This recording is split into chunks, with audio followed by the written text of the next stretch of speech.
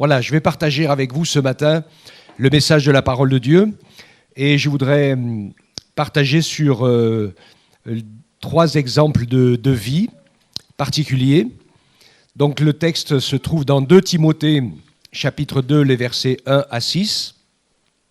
Et dans ce texte où Paul parle à Timothée, il explique que notre vie chrétienne peut être comparée à 3 sortes de vies différentes. Alors, on va lire ensemble. Et puis après, écoutez bien les enfants. Vous m'écoutez les enfants? Les jeunes, les ados?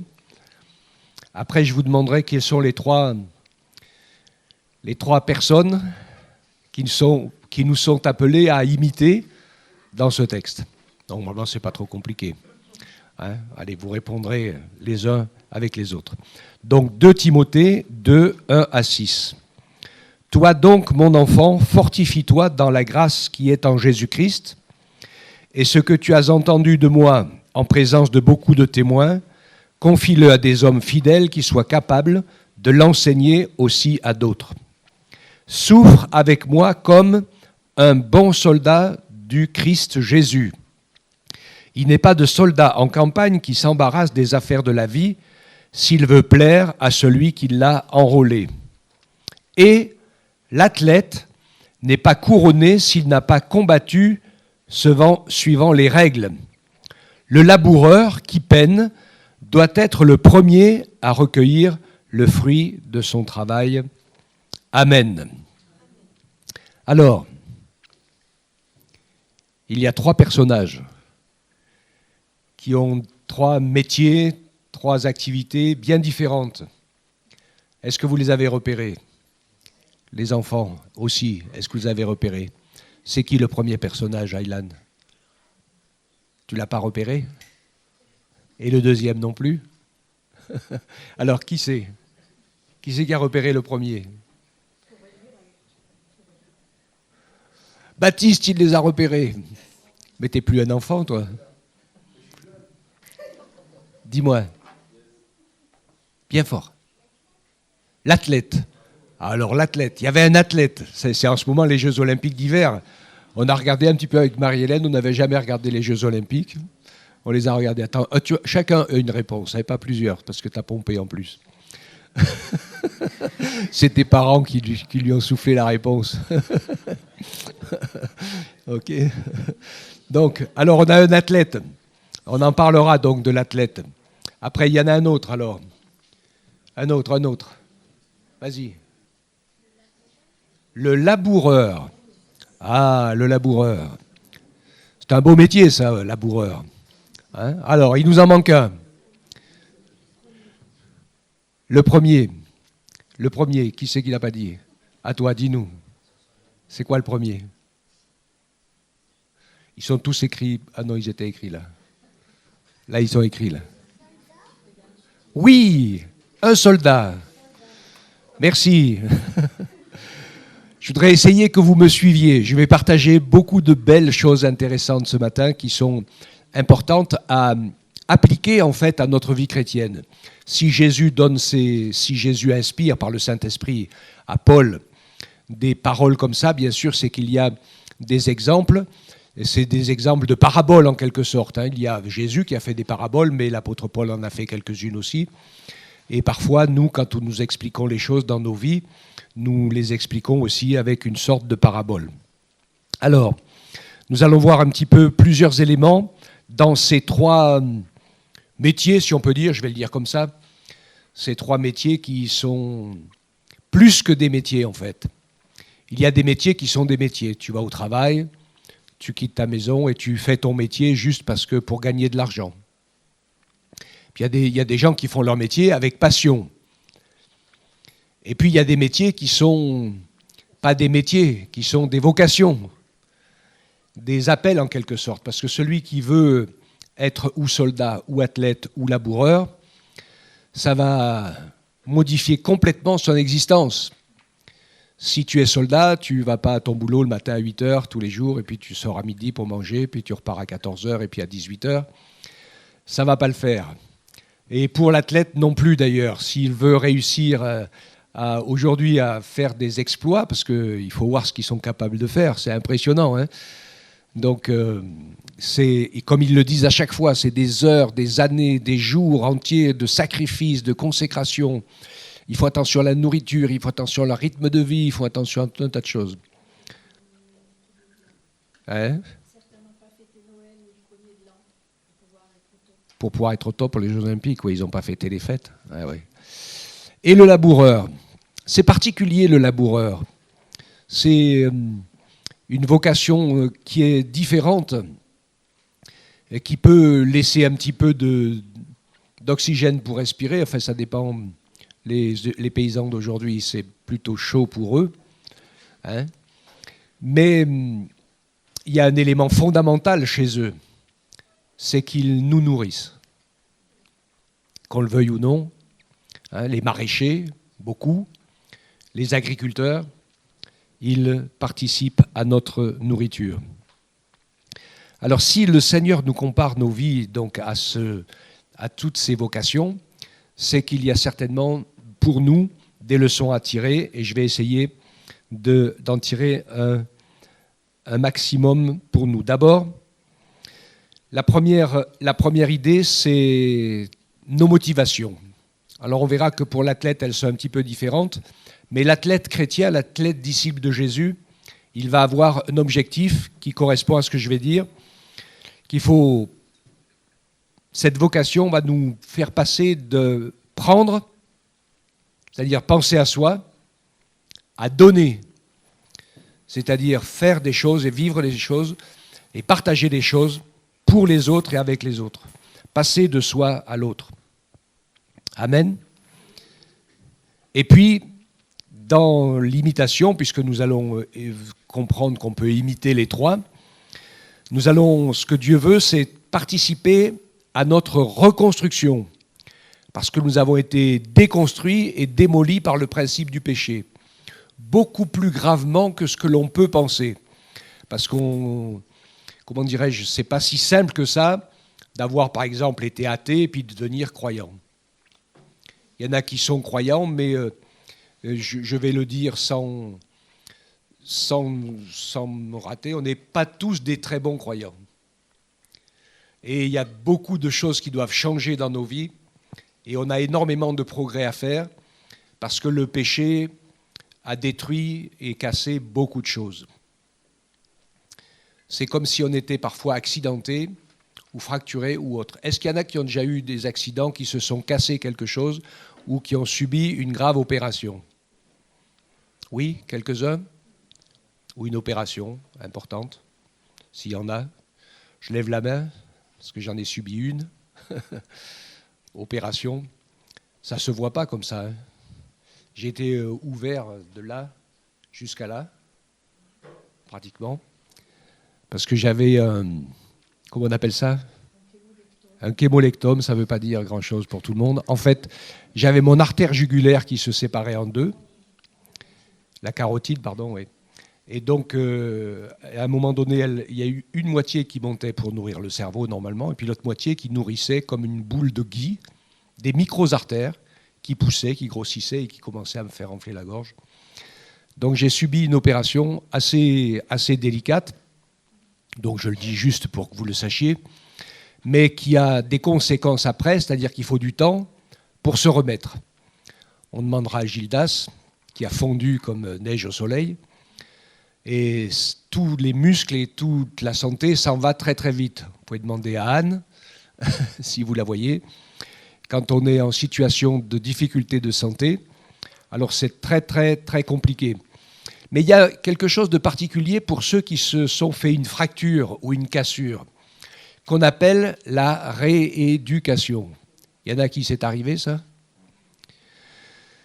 La rééducation, c'est quelque chose de difficile parce qu'il va falloir souffrir, se faire mal pour réussir à reconquérir le minimum de terrain qu'on a perdu avec l'accident et la fracture. D'accord? Je me parle à moi-même. Hein. Parce qu'on voudrait que tout soit facile, que tout soit tout rose et que la vie chrétienne se déroule comme un tapis. Mais si on ne se bat pas, on ne gagnera pas de terrain. Si on ne s'entraîne pas, on deviendra plus faible. Si on ne se nourrit pas, alors notre âme va mourir de faim. Vous avez compris les trois personnages, d'accord ? Alors le premier, le disciple de Jésus-Christ est un bon soldat. Le bon soldat qui ne s'embarrasse pas des affaires de la vie s'il veut plaire à celui qui l'a enrôlé.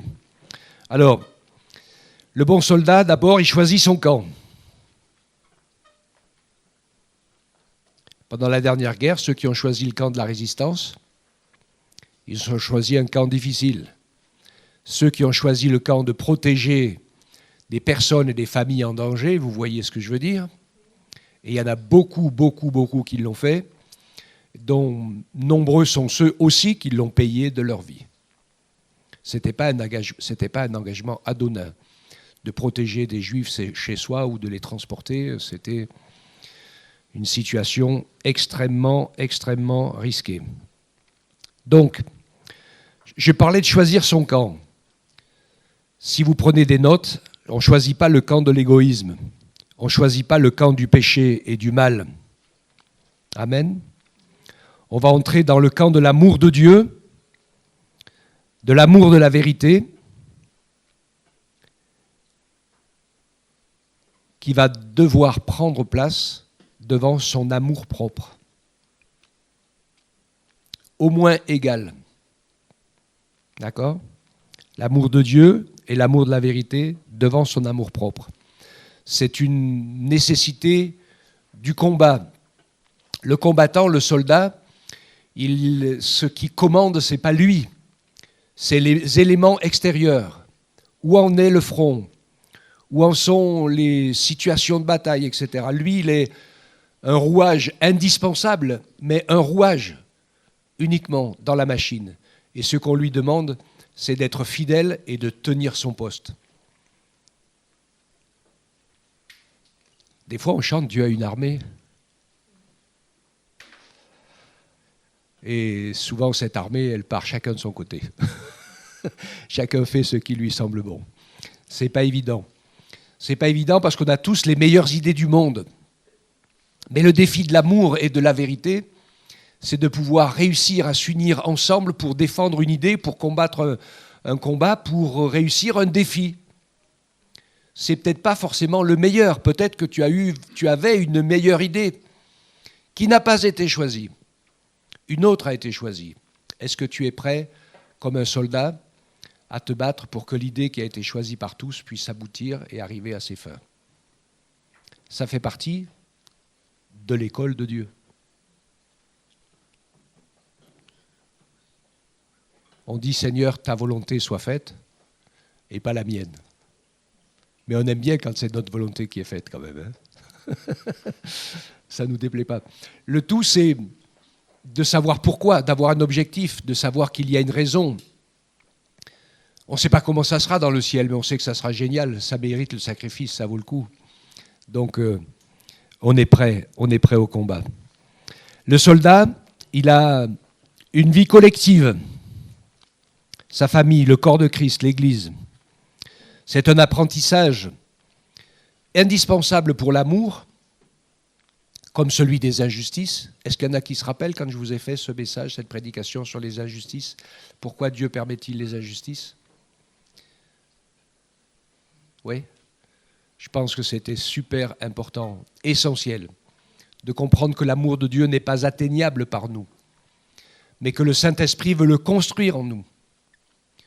Et que le Saint-Esprit veut construire l'amour de Dieu en nous qui est impossible par nos propres forces et par nos propres efforts, mais qui va devenir possible parce que c'est le seul amour qui est rempli de la vie éternelle. L'amour humain n'est que partiel. Et comme il est partiel, il fait des erreurs. Et des fois, il nous arrive d'aimer bien des choses qui sont destructrices pour nous.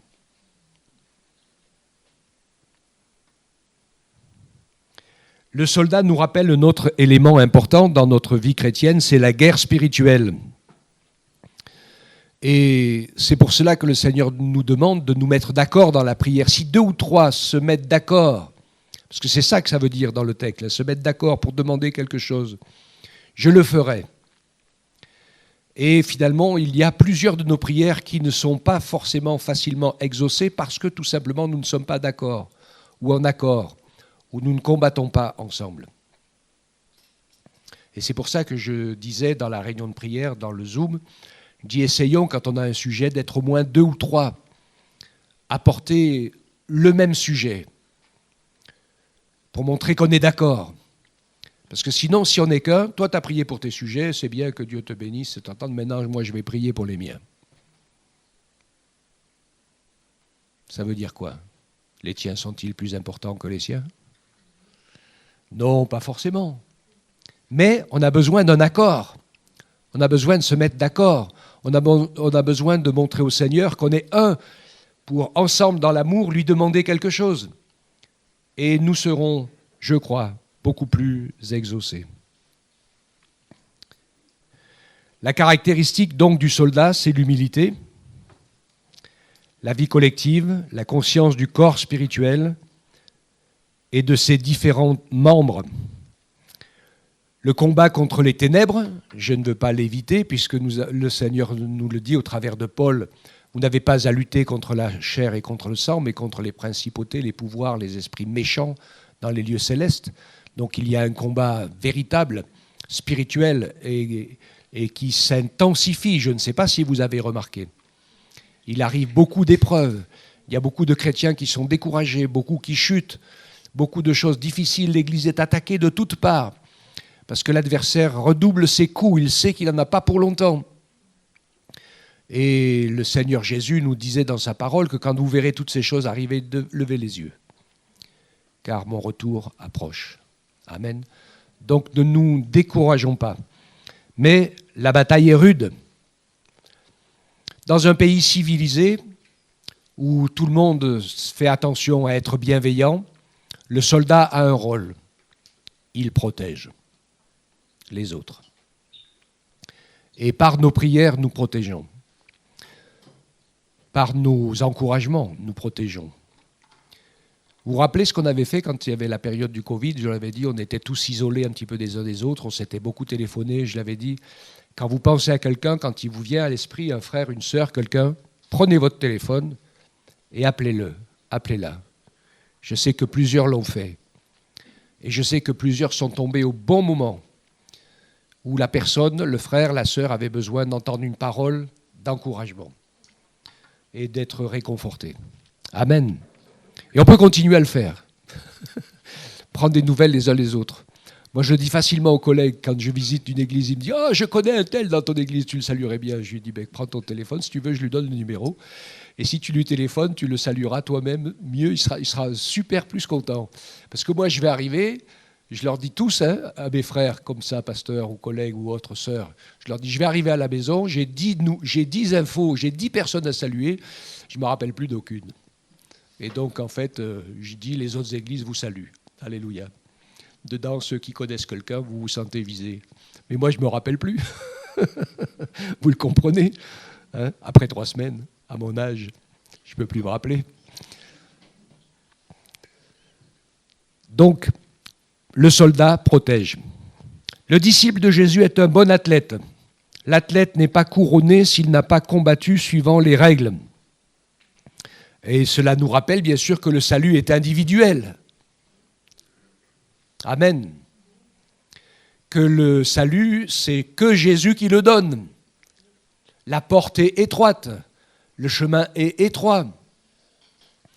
Et que le Seigneur nous dit, celui qui persévérera jusqu'à la fin sera sauvé.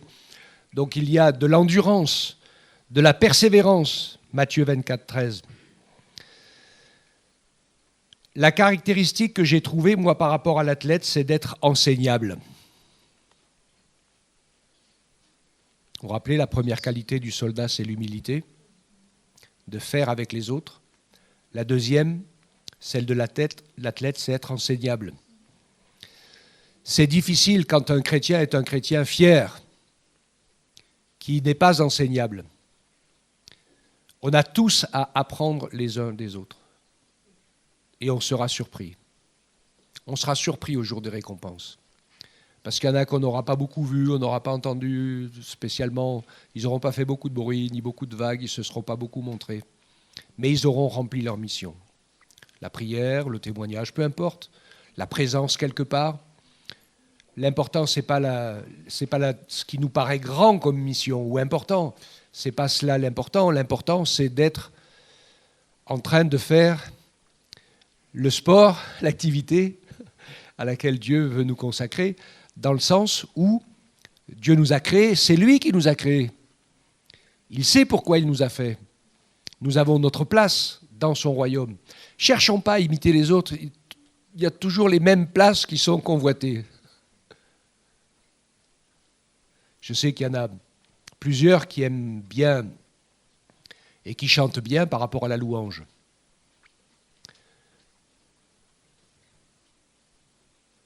Toutes les personnes qui se retrouvent exposées dans l'espace public sont visées et attaquées directement, spirituellement. Et dans ma longue carrière de pasteur, qui commence à avoir un peu de bouteille, je me suis aperçu que certains sont tombés très rapidement après s'être retrouvés au niveau public. C'est des appels, ça. S'occuper des enfants, c'est important. Vous qui vous occupez des enfants, des jeunes et des ados, vous êtes attaqués de partout. Prenez courage, fortifiez-vous. Sachez que vous mettez un défi incroyable, parce qu'on sait que les jeunes qui se sont convertis avant 11-13 ans, ils seront fidèles au Seigneur toute leur vie, jusqu'à la mort. Il y a plus de gens qui abandonnent quand ils se sont convertis plus tard que parmi la jeunesse quand ils se sont convertis jeunes. Vraiment, quand ils sont vraiment convertis, qu'ils ont vraiment rencontré le Seigneur. Et c'est pour ça qu'on prie, parce que les enfants, eh bien, à un moment donné, on leur parle, ils ont la foi, ils croient en Jésus, bien sûr qu'ils croient en Jésus. Mais il faut qu'il y ait une expérience spirituelle de nouvelle naissance, ça c'est sûr. C'est supplémentaire et c'est inoubliable. Et on prie pour ça. Être enseignable. L'athlète va apprendre, il va faire des progrès. S'il n'écoute pas ses entraîneurs, si aujourd'hui il ne se laisse pas former, aider, préparer, il ne va jamais arriver à atteindre le niveau des championnats du monde ou des Jeux olympiques. C'est impressionnant. On en voit quelques-uns, ils sont vraiment au-dessus du panier. C'est impressionnant quand ils arrivent. Les autres, on se dit, ils sont à fond, ils sont bons, ils sont super bons. Et quand les super bons arrivent, c'est vraiment impressionnant. Donc l'athlète, il a pour défi d'être enseignable pour pouvoir montrer l'exemple. Tout le monde a besoin d'exemples. Nos enfants, ils ont besoin d'exemples, de gens qui aiment Dieu et qui le servent. Pas seulement dans leur tête, ou une fois de temps en temps, ou en écoutant une prédication de temps en temps sur Internet. Parce que c'est déconnecté de la réalité. Une vie d'église, c'est bien plus important. C'est essentiel. Parce que ça montre à nos enfants que pour Jésus, eh bien, on se bouge. On est capable de changer d'endroit, on est capable de changer des rendez-vous. Si le Seigneur nous montre quelque chose, Dieu a son mot à dire. On chante « Ce Seigneur soit le premier ». Des fois, il est le premier, mais après beaucoup de choses. OK ? Donc l'athlète. Les règles, c'est la parole de Dieu, c'est les règles de son royaume qui sont d'abord des règles de grâce, des règles d'amour, de miséricorde, de vérité, de droiture, de sincérité, de lumière. Être un modèle, repousser nos limites. Et on avance et on arrive, le disciple est un bon laboureur. Alors le Seigneur dit, le laboureur qui peine doit être le premier à recueillir le fruit. Bien sûr, la nourriture, elle est pour tout le monde. Moi, je me considère un peu comme un laboureur. Je produis de la nourriture spirituelle. Et ça m'est arrivé combien de fois d'être enseigné moi-même en prêchant, en même temps que ce que je disais aux gens. Où le Seigneur, il nous montre des choses qu'on n'avait pas vues, qu'on n'avait pas compris. Et donc, pendant que je l'ai dit, eh bien, je me l'ai dit à moi aussi, parce que je viens de les voir et de les découvrir. Alléluia. Parce que la vie, elle est dans le plan, en fait. La vie, elle n'est pas dans le laboureur. Oui, le laboureur, il a sa vie. Mais la vie, elle est dans la graine, dans le grain. C'est Dieu qui a donné la vie. Et la vie, elle passe de grain en grain. C'est lui qui fait ce miracle. Le laboureur est quelqu'un qui vit du miracle, de la grâce de Dieu, comme le berger, d'ailleurs. Son troupeau se multiplie, comme ses champs se remplissent, par la grâce de Dieu. Parce que s'il n'y a pas les graines, s'il n'y a pas la pluie et le soleil... Parce qu'on parlait des intempéries et vous avez vu un petit peu les maraîchers et les agriculteurs. Pour eux, c'est un dégât de sécheresse l'année dernière, parce que ça fait des dégâts abominables, mais tout est fichu cette année pareil, avec l'eau. Tous leurs plants sont dans l'eau, ils sont pourris, ils vont que pourrir, c'est ce qu'ils vont dire. Hein.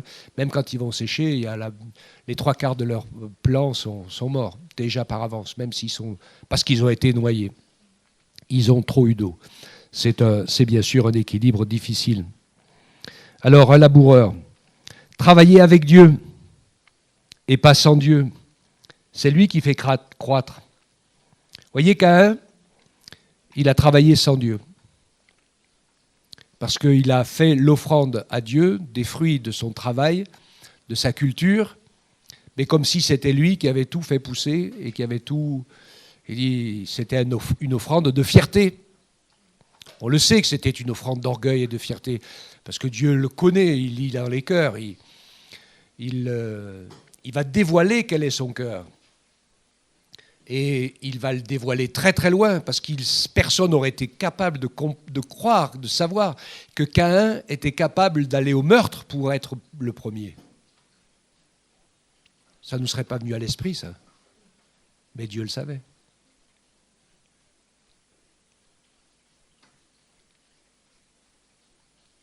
Ça fait partie des injustices. Dieu ne peut pas juger des meurtriers qui ont tué personne, ni des abuseurs qui ont abusé personne. Dieu juge et condamne sur des faits. Et normalement, les faits sont faits pour pousser à la repentance. Et plusieurs qui ont fait des choses abominables se sont vraiment, vraiment repentis. Ont pleuré sur leurs péchés, ont demandé pardon. Et ils ont été sauvés. Et ils seront au ciel. C'est ce que j'ai dit à une personne de ma famille qui n'arrivait pas à pardonner à quelqu'un qui lui avait fait beaucoup de mal. Et ça, ce fait de ne pas pouvoir pardonner, ça lui a aigri et ça lui a fait des mauvaises graines dans sa vie personnelle pendant des années. Elle était amère, Et avant qu'elle parte, j'ai dit, imagine que dans ces dernières heures, dans ces derniers jours, dans ces derniers mois de vie, mais certainement peut-être dernières heures ou derniers mois, parce que sinon elle aurait téléphoné, elle se soit vraiment repentie avant de partir, qu'elle ait vraiment demandé pardon au Seigneur, qu'elle ait regretté tous ses péchés,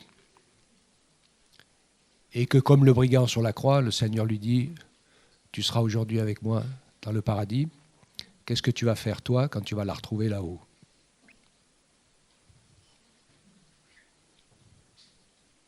Qu'est-ce que tu vas faire ? Tu ne vas pas y aller ? Tu vas tourner les talons ? Donc il y a quand même des choses qu'il faut régler. Et je ne dis pas que c'est facile. C'est impossible. C'est ce que je dis dans mon message sur les injustices. Ce n'est pas facile, c'est impossible. Humainement, c'est impossible. Mais avec l'aide du Saint-Esprit, ça devient possible. Et plus on a vécu une repentance personnelle profonde, plus tu as pu voir, plus j'ai pu voir la gravité de mes péchés et de ma condamnation et le prix qu'a payé Jésus pour me racheter. Mais finalement, je ne suis pas mieux. Mais le mal qui a été fait, qui t'a été fait, il faut qu'il guérisse avec toi, par toi et en toi, avec l'aide de Jésus. Parce que même si tu tues celui qui t'a fait du mal, ça n'effacera pas le mal qui a été fait. Comprenez ce que je veux dire ? L'acte a été commis, donc il est ineffaçable. Même si celui qui l'a fait ou celle qui l'a fait est exterminé. Les dégâts sont faits. Donc il faut guérir. Il faut être guéri. Pardonner, être pardonné, se pardonner. Alléluia. Une vraie repentance personnelle et sincère aide dans ce chemin-là. Tout ce que je vous dis, c'est la mort de la graine qui tombe en terre. C'est le secret de la culture pour le laboureur. Il sait que les plantes tombent en terre, les graines, elles meurent et elles redonnent la vie. Les fruits, ils font comme ça. En mourant, ils redonnent la vie, ils multiplient. C'est ce que Jésus a fait et c'est ce que Jésus a accompli. Il nous appelle donc à porter du fruit. Notre vie chrétienne, le laboureur, va porter du fruit. Et je relis le passage que Yann nous a lu ce matin, j'avais le sourire, je l'ai montré à Marie-Hélène, Jean 15, 2, « Tout sarment qui est en moi et qui ne porte pas de fruit, il le retranche. Et tout sarment qui porte de fruits, il l'émonde, afin qu'il porte encore plus de fruits. » Amen. J'ai taillé mon figuier cette année. Le pauvre. Mais pas au printemps.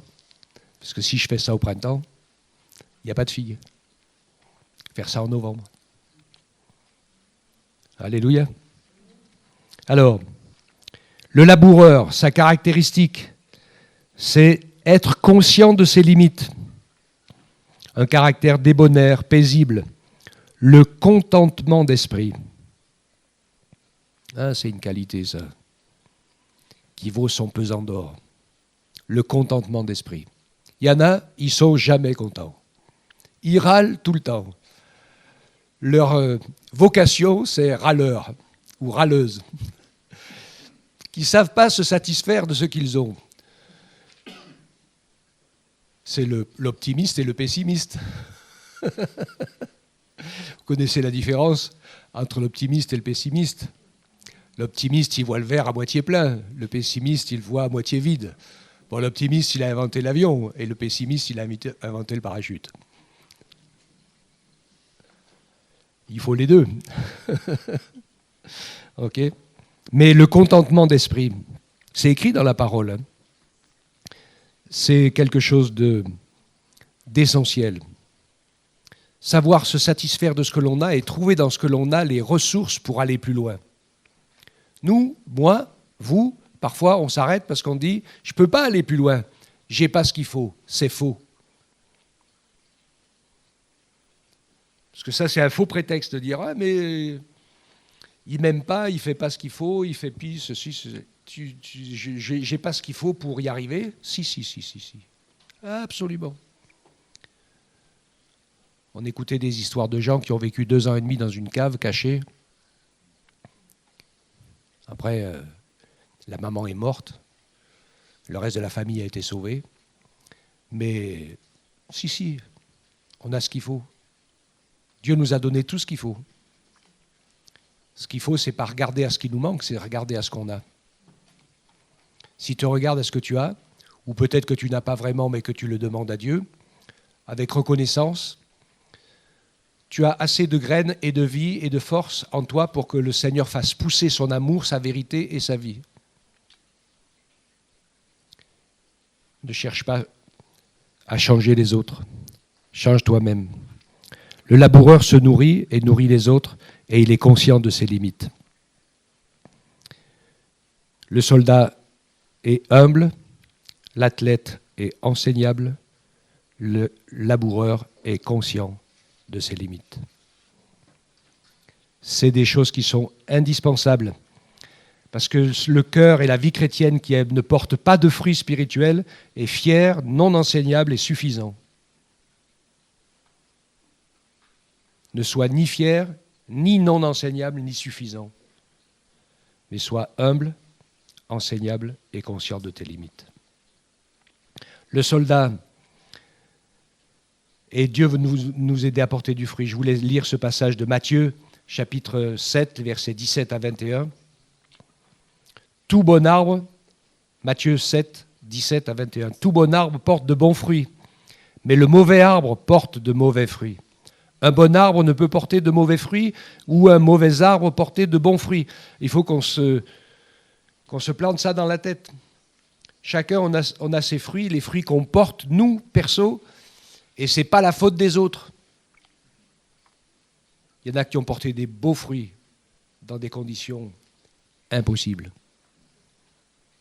Donc c'est possible. Tout arbre qui ne porte pas de bons fruits sera coupé et jeté au feu.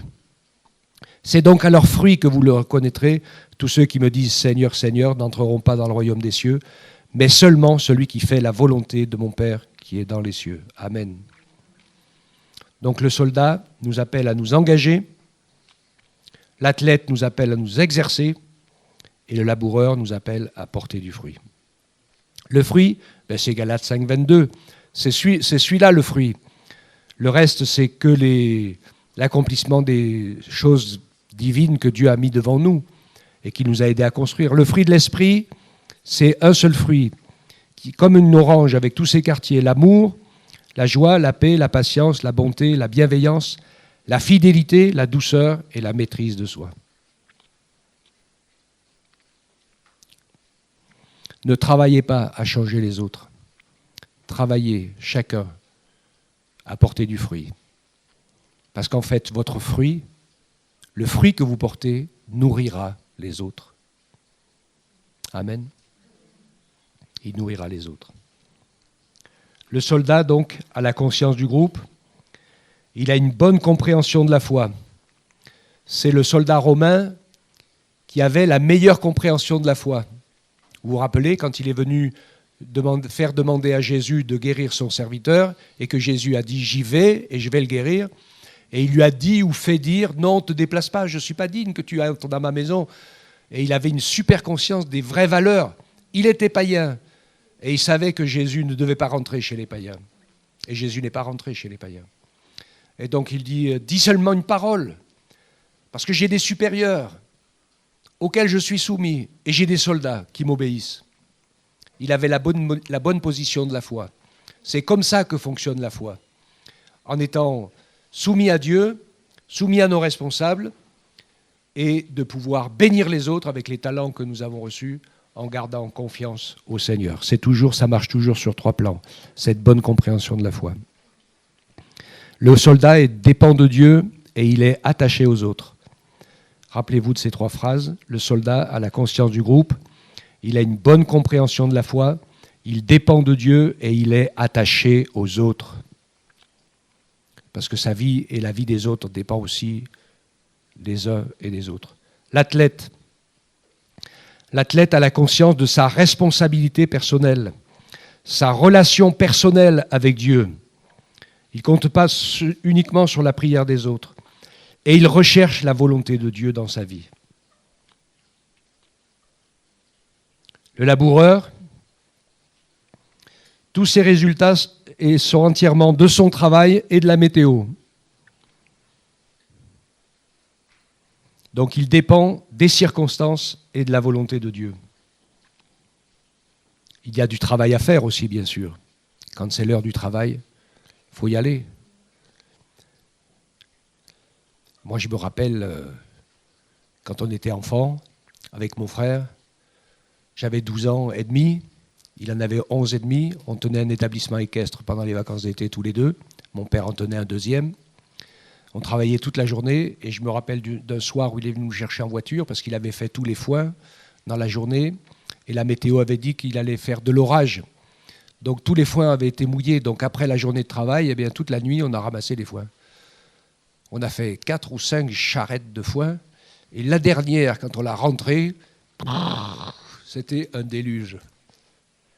Et il était 3h30 ou 4h du matin. Mais on a sauvé les foins. Donc voilà, le laboureur, ses résultats sont entièrement de son travail et de la météo, donc c'est une action extérieure. Il dépend des circonstances et de la volonté de Dieu. Il symbolise la grâce et l'espérance, et il se nourrit lui-même et il nourrit les autres. Amen. Merci Seigneur pour ces exemples qu'il nous donne. Nous avons plein d'encouragements tout simples et pratiques pour que nous puissions avancer dans notre vie chrétienne et que nous puissions faire des progrès. C'est ce que Dieu veut, c'est le meilleur pour nous, il veut nous faire avancer. C'est pas sans souffrance, c'est pas sans renoncement, c'est pas sans difficulté, mais la vie fraternelle mérite un entraînement solide et sévère, d'être capable de s'aimer et de servir ensemble en toutes circonstances, parce qu'il faudra bien qu'on passe toute l'éternité au ciel ensemble. Et on sera beaucoup plus nombreux. Alors vous me direz qu'il n'y aura plus le péché, les choses, les rivalités, l'orgueil et tout ça, ça aura été perdu avec tous ceux qui sont perdus avec ça, qui n'ont jamais réussi à s'en détacher. Nous, la vie chrétienne pratique nous aura fait mourir tout ça. Donc ça sera mort, mais c'est bien. Il faut bien que ça soit bien mort. Mort et bien mort. Amen. Et que nous puissions avancer dans la grâce du Seigneur avec son amour qui nous unit. Il est la tête, nous sommes le corps. Nous sommes sa future épouse. Donc il y a quand même de la cohésion dans l'épouse qui se prépare à être épousée, belle, pure et sans tache. Amen. Donc que le Seigneur nous fasse grâce et qu'il nous bénisse ensemble tous au nom de Jésus. Alléluia. Merci Père pour ta bonté, merci pour ta parole, merci pour tes bienfaits. Merci pour tous ces exemples tellement simples et tellement riches que tu nous as donnés aux uns aux autres. Merci de ta grâce et de ta fidélité, nous nous attendons à toi.